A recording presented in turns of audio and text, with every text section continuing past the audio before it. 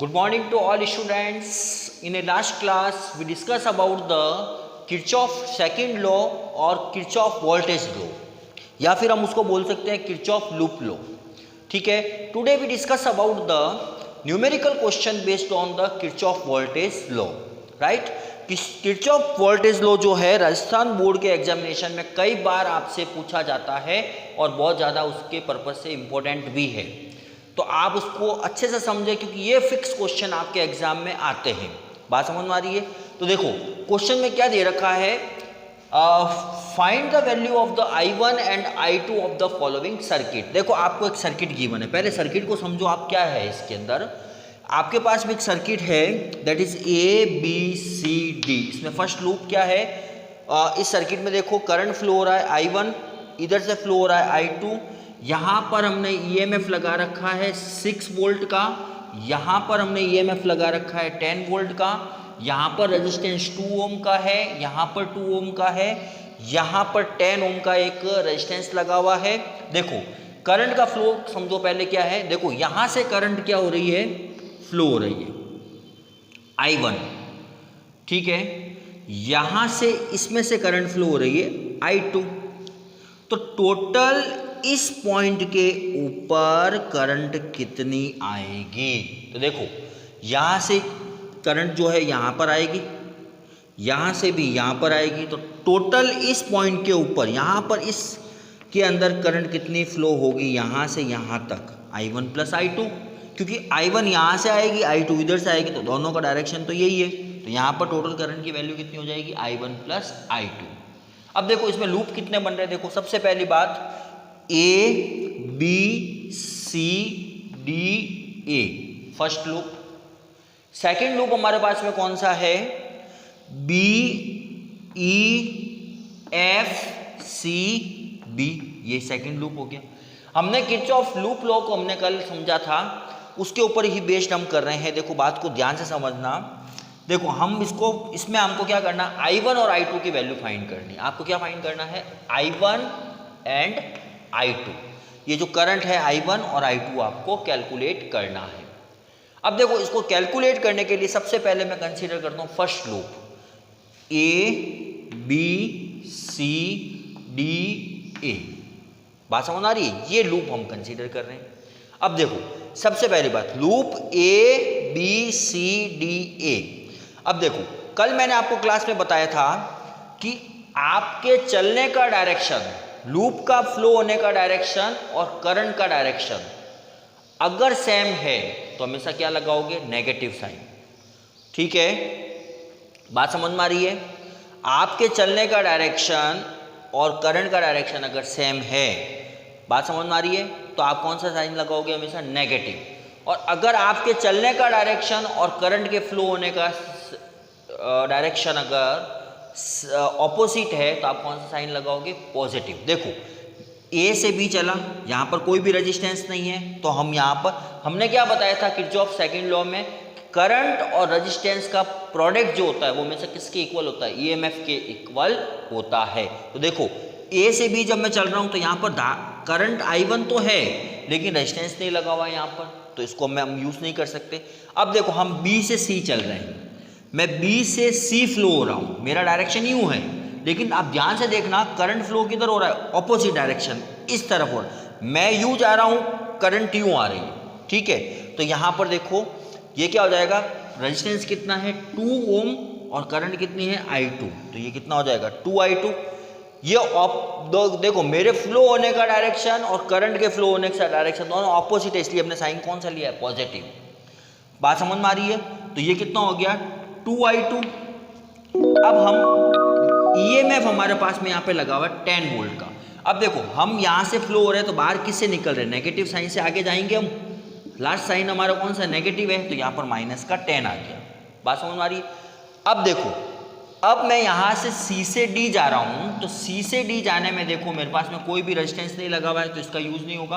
अब D से A आ रहा हूँ, तो यहाँ पर करंट कितना फ्लो हो रहा है I1 और रेजिस्टेंस कितना है 2 ओम. तो देखो यहाँ पर मेरे चलने का डायरेक्शन और करंट के फ्लो होने का डायरेक्शन सेम है, इसलिए अपन यहाँ पर क्या यूज करेंगे, माइनस का 2I1. ठीक है, दोनों अगर सेम होते हैं तो नेगेटिव साइन यूज करते हैं। और यहां से देखो ईएमएफ जो लगा हुआ है वो क्या हो गया, प्लस से हम बाहर निकल रहे हैं यहां पर, ठीक है, तो प्लस का 6 इज इक्वल टू 0। बात समझ में आ रही है? सिमिलरली अब हम इसको ऐसे लिख सकते हैं, माइनस का 2i1 प्लस का 2i2 और ये माइनस का 10 प्लस का 6 कितना हो गया, माइनस का 4 इज इक्वल टू 0। अब देखो 2i1 माइनस 2i2 प्लस का 4 इज इक्वल टू 0। हमने माइनस को कॉमन ले लिया यहाँ पर, तो कितना हो गया, 2i1 minus 2i2 is equal to minus का 4 इज इक्वेशन नंबर 1। अब हम सेकेंड लूप ले रहे हैं, दैट इज इक्वेशन नंबर 1, ये कंप्लीट हो गया। अब हम सेकेंड लूप का कंसिडरेशन कर रहे हैं, दैट इज BEFCB। देखो ध्यान से देखना, BEFCB। अब देखो यहां पर रेजिस्टेंस, देखो मैं यहां से B से C जा रहा हूं, कोई भी रेजिस्टेंस नहीं लगा हुआ है। आगे चलो, अब E से F करंट का जो मेरा वैल्यू है वो कितना है, I1 प्लस I2 है। रेजिस्टेंस कितना लगा हुआ है, 10। तो हमने किरचॉफ के सेकंड लॉ में क्या पढ़ा था कि उसमें करंट और रेजिस्टेंस का प्रोडक्ट हमेशा किसके इक्वल होता है, ईएमएफ के इक्वल होता है। तो यहाँ पर हम देखो हमारा चलने का डायरेक्शन और करंट के फ्लो होने का डायरेक्शन दोनों देखो सेम है, तो हम क्या लगाएंगे, नेगेटिव साइन। मैं भी यू चल रहा हूं और करंट भी यू फ्लो हो रहा है, एरो लगा हुआ है आपके सामने, ठीक है। तो इसको हम कैसे लिख सकते हैं, माइनस का I1 प्लस I2 इंटू 10। अब देखो F से C में कोई भी यहां पर रेजिस्टेंस नहीं लगा हुआ है, राइट, तो इसको हम यूज नहीं करेंगे। अब C से B में देखो आप यहां पर क्या लगा हुआ है, करंट क्या लगा हुआ है, I2, रेजिस्टेंस कितना है 2 ओम। तो इन दोनों का देखो मेरे चलने का डायरेक्शन और फ्लो, लूप का फ्लो होने का डायरेक्शन देखो दोनों सेम, मैं भी यू चल रहा हूं और करंट भी यू फ्लो हो रहा है। तो यहां पर कितना हो जाएगा, 2i2, ये किसका होगा, नेगेटिव। दोनों सेम आ रहे हैं तो नेगेटिव माइनस का 2i2। अब मैं बाहर किससे निकल रहा हूं, प्लस साइन से बाहर निकल रहा हूं, तो इसका मतलब प्लस का 10 इज इक्वल टू 0। बात समझ में आ गई? अब हमने क्या किया है, यहां से माइनस कॉमन ले लिया है, तो क्या कितना हो गया, I1 प्लस I2 इंटू 10, ये माइनस का है तो ये प्लस का 2i2 माइनस का 10 is equal to 0। Now 10i1 plus 10i2 plus 2i2 is equal to 0। तो 10i1 plus 12i2 is equal to 10, that is equation number 2, right. अब देखो हमारे पास में इक्वेशन 1 और इक्वेशन 2 बन चुकी है। हमने 10th क्लास में pair of the linear equation पढ़ा था, उसमें हमने x और y की वैल्यू को फाइंड किया था। तो similarly we find the value of I1 and I2, ठीक है। तो यहाँ पर क्या हो सकता है, इसको हमने 2i1 minus 2i2 is equal to -4 लिखा फर्स्ट इक्वेशन को। सेकंड को हमने लिखा 10i1 plus 12i2 is equal to 10। अब हमने क्या किया है, इसको इसके कोफिशिएंट इक्वल करना है, तो यहाँ पर 12 है, यहाँ पर 2 है, तो इसको भी 12 बनाना है, तो मैं 6 से मल्टीप्लाई कर दूंगा। तो कितना हो गया, 6 2 जा 12i1 माइनस 6 2 जा 12i2 is equal to minus का 24।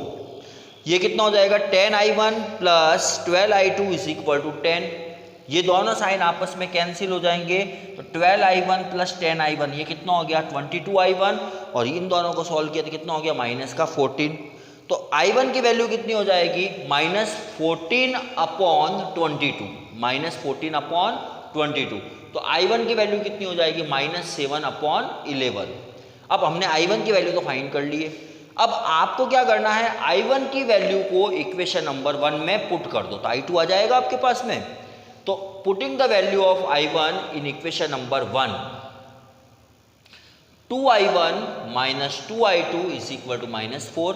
तो 2i1 की वैल्यू -7/11 minus 2i2 is equal to -4, ये कितना हो गया, -14/11 minus 2i2 is equal to -4।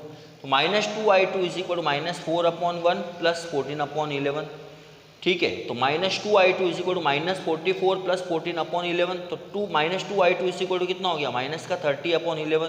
तो i2 इज इक्वल टू कितना हो जाएगा, 30/22। तो i2 की वैल्यू कितनी आ जाएगी, 15/11। Similarly we find the I1 and I2. I2 is the 15/11 और दिस इज द -7/11। देखो ये क्वेश्चन राजस्थान बोर्ड के एग्जामिनेशन पेपर में आपसे कई बार पूछा जा चुका है और मैक्सिमम आने की प्रोबेबिलिटी रहती है। सो दैट इसको एक बार वापस करें, कॉन्सेप्ट को ध्यान में रखें कि जो भी आप लूप कंसीडर कर रहे हैं, लूप का फ्लो और करंट का फ्लो, ठीक है, अगर दोनों सेम आते हैं तो नेगेटिव साइन, दोनों ऑपोजिट आते हैं तो पॉजिटिव साइन। ध्यान रखना इस बात को। इस तरह से हम इन क्वेश्चन को सॉल्व करते हैं।